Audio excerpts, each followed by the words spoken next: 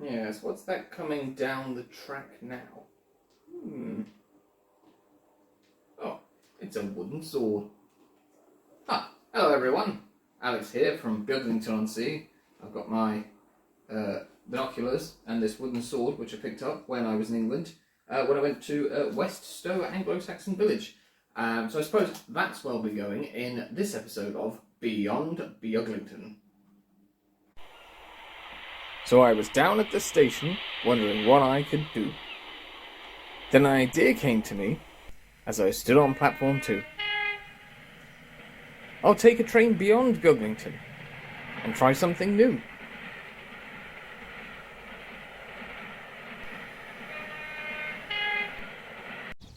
Hello and welcome back to Beyond Beaglington, and today we're at West Stow Country Park and Anglo Saxon village.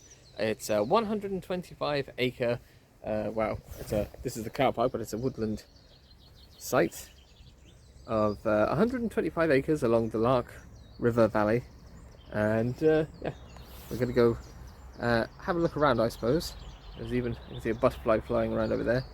So yes, welcome to Beyond Beaglington, in the heart of the English countryside with a magnificent sunny day. So let's get going.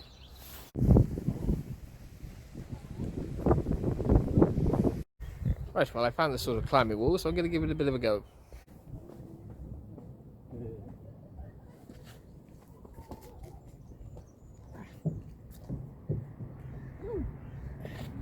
I don't even get any higher than that. Oh, I'm not built for hills.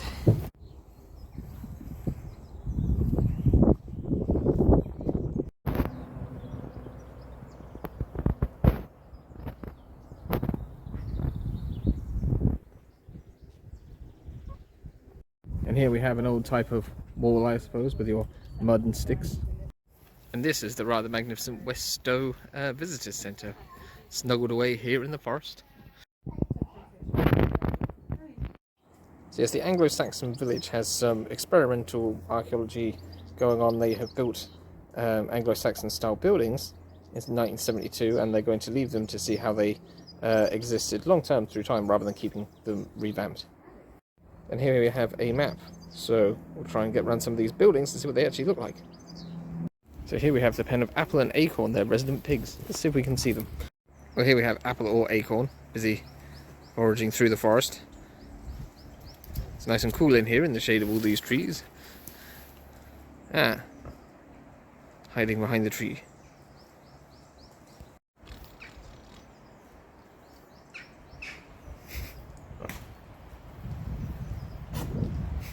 Bless you. Here's a garden. There's their sort of old style of scarecrow. Right, I'm going to go do some archaeology now. With my brushes. One thing on it. We're in the Stone Age, I've got this now. Can we find anything in here? Yes, I have. It's a miracle. Yeah. First place I put my brush down, I found mace head from Garblesham, carved from a nice and is decorated with sword. Neolithic artwork. It may So have been a that will go on eBay. object. And then over here, let's have a look and see what we've got in here. So some bugs. Oh look, we've got a lovely pot, so we'll just clear that so we can lift that out. And we can send that to a private auction. And I suppose we'll go over here. Come on, Then we have a lovely sort of bronze axe. And we'll stick that on Etsy. So here we are in a rather lovely Anglo-Saxon village, and there's a number of experimental buildings that have been built based on the techniques of the Anglo-Saxons. As you can see, it's a rather large and lovely site. This is a rather nice and lovely hall. We'll go have a wee look inside. Look at this door lock. Isn't that handy? So even back in the olden days they didn't like people turning up unannounced. Here we have the fire pit, I suppose, and their sort of cauldron bowl hanging. It's got a nice smell in here, and there's a nice roof and a big antler head thing, deer head, with some plants draped on it, and a rather lovely chair. Yes, it's a rather nice hall. Got a good layout in here anyways. Nice and rectangular. Yeah, lovely. I must be the head of the village, which is probably why there's no one here. Right, let's go see some other buildings. I see someone's eaten the porridge of the three bears. Here we have the specs of the hall. This is where I was just in. I've come out the side door.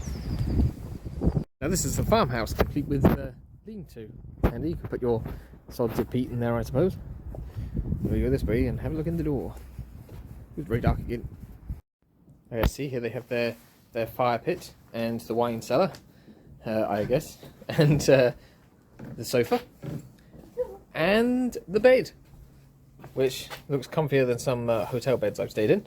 And obviously you've got your wardrobe up here, got your pants, your shield, and your lovely bedding, your rug, and oh, your sack hanging up there. And this must be the pantry, where you've got your baskets and your pots, and the desk.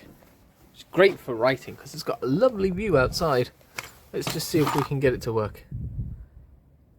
There, a lovely inspiring view to do your carving. This is the living house or hostel with storage for up to 10 people, rather they can sleep here. So here we are. Quite nice actually. I suppose you'd be nice and warm all together with your sacks of fish and your there's like a wolf skin, and there's your bed as well. I have to say, you'd think they want some more straw or something stuffed to the walls, because it gets a bit breezy in here. But I suppose it would keep the levels of BO down, you know, to have a nice fresh breeze blowing in when you've got 10 or more people in here. Really quite cosy on a stormy day. I say they have a lovely view here in this clearing. Rather magnificent. Here we have this house with a sign that says "Do not enter." This must be the woodworking shed. It's got lovely sort of, I don't know if it's like Portland daub or mud walls or something, and there's some thingamadoodles here, and a nice comfy seat. This strange building is the sunken house, which has sunk. Here we are inside the sunken house, which is just a roof on the floor. This is the earlier type of house, and yeah, it's a bit of a triangle shape. I don't think they would have had steps like this to get in and out though. And this is what it looks like on the outside. And here we have the Anglo Saxon pizza oven, although it's actually a kiln. But yeah, I don't think they had pizza back then. Did they have pizza back then, Carl? No. You would have been eating mostly dried meats, salted meats, and flatbreads. And what? Flatbreads. Oh, I thought you said flat rats.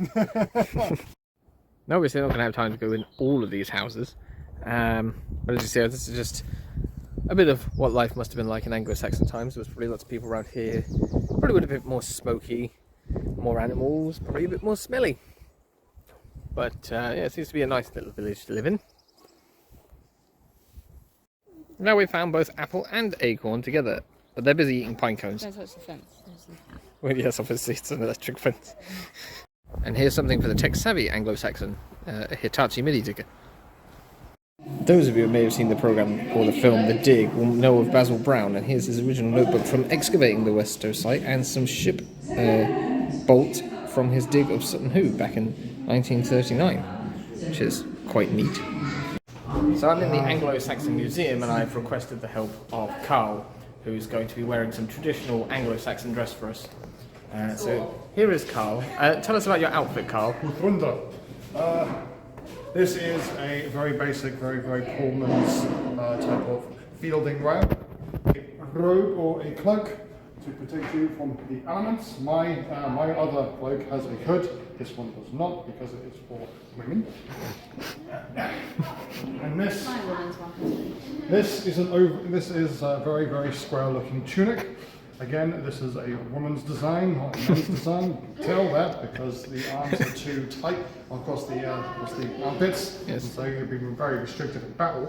However, removing this outer layer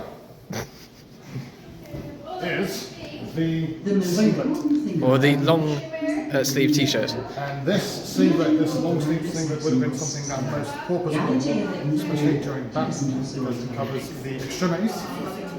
That's right. Because it covers the extremities and is very easy to clean and very easy to wet. Lovely. Thank you very much for modelling those. Well, this could be a bath, but I think it's actually for burying people in. As you can see, here is one of the archaeologists who just had enough and decided to lie down and die.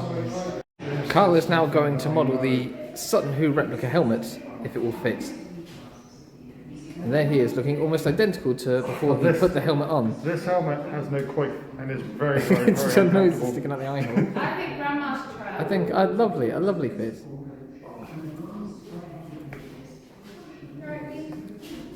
You can't see a damn thing in it. Yeah, but I suppose it was probably meant to be decorative, was it? I bet both. Carl.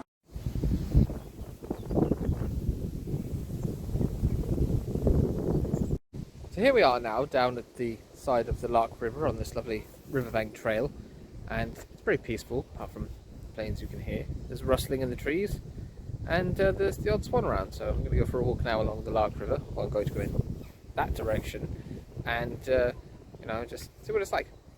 And here we have the majestic swan. And here we have a lovely couple of ducks. And here comes the swan again.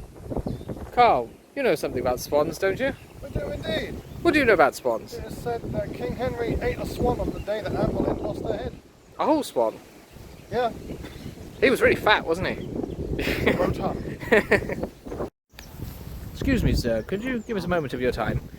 What do you think about this lovely riverside? Yeah. Well, I think that's all we're going to get out of him. There we have 2 ducks and a goose. Everyone's off for a lovely swim in the river today. Now we've come to this gate along the riverside and it says, please keep this otter gate closed at all times. Otters are a real threat in this area. Please ensure this gate is closed immediately. And we're at this lovely point here with all this blossom falling down from these trees. So I'm going to go through the otter gate now. And for the record, the otter gate is closed.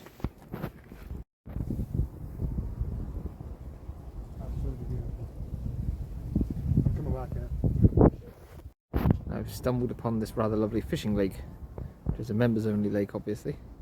Look at that view across the water. Just lovely. Sound of the wind in the trees. Anglo Saxon chainsaws in the distance. How wonderful. And here we have Mummy and Daddy Goose and their family of goslings. I think that one over there, that one in the middle, yeah, I think that's Ryan. But yeah, they're going down there towards the lake, and look, there's some other geese over there of different kind. These are Egyptian geese, and over there there's some sort of other gooses on the lake as well. Look at the baby geese. Hello. You come to say hello. We're now on the far side of the lake, and the geese are appearing. Good afternoon. Yeah, lovely day for a swim. I suppose we better walk back up the river now because we've come far enough. There's a very interesting section here which has brick wall along it and a sort of lock or sluice section here, which is very interesting. I suppose that's for controlling the river or maybe filling the lakes when there's less water, but there are very strong currents here. There's actually a sign behind me warning of the strong currents. So here we have just part of the walk between the lake on the one side and the River Lark, sorry, on the other side. And yeah, it's a nice peaceful walk. I'd recommend it for anyone who wants to go for a nice walk on a nice day. And even though you can hear the breeze in the trees, there's barely any breeze really down here at ground level. And the little breeze that is there is actually quite nice, considering how sunny it is. And now walking back, I've come across these lovely fellows again. Hello.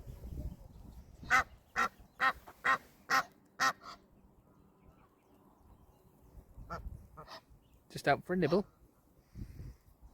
Oh, we better leave them in peace anyways. We can get past them. We've got an itchy face, an itchy chin. And here's a bit noisy on the lake, but again, I have to keep showing you the view because it's really very pretty here. Well, I mean, apart from this, obviously, fence that's here, but obviously that's a safety thing. Keep the otters out. Now that's me coming back through the otter gate. Yeah, no otters getting in there. And we go over here and you can see that there's actually the riverbank here is very, very nice.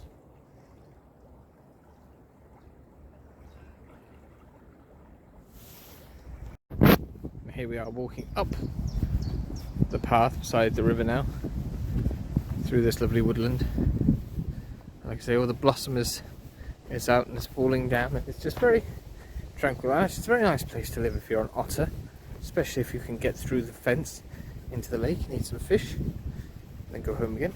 That's the two ducks from earlier. Probably can't see in this light, but they're tucked under the tree over there having a little rest. And there's some lovely little trees here with blossom on as well.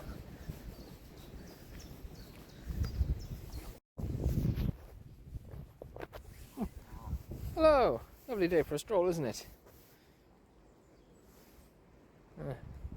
Not much of talkers, eh? Well, I'll leave you to your stroll. I'm just walking along the riverbank. Good day to you.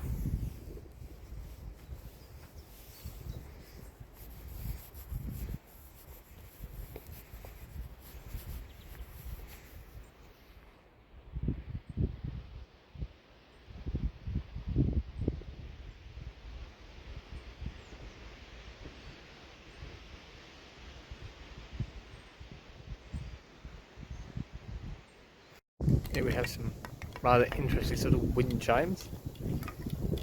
A wood paddle kind of sound to them.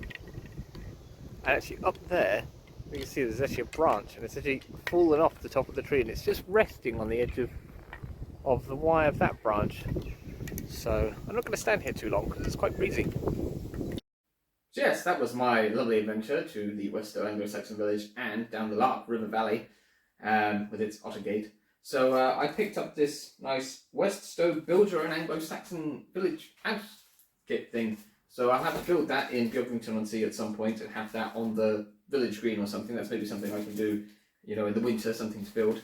And that costs just £1. So that'll be interesting. I'll have to show you how that goes. And there's even a postcard in it. So yeah, quite happy with that. And I had a nice time. So thank you very much for watching this episode of Beyond Beaglington. And thank you to everyone who likes, comments and subscribes.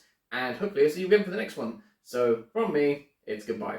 Oh, and don't forget, there's also the subscribe bubble with the playlist thing. Yeah, so ta-ra!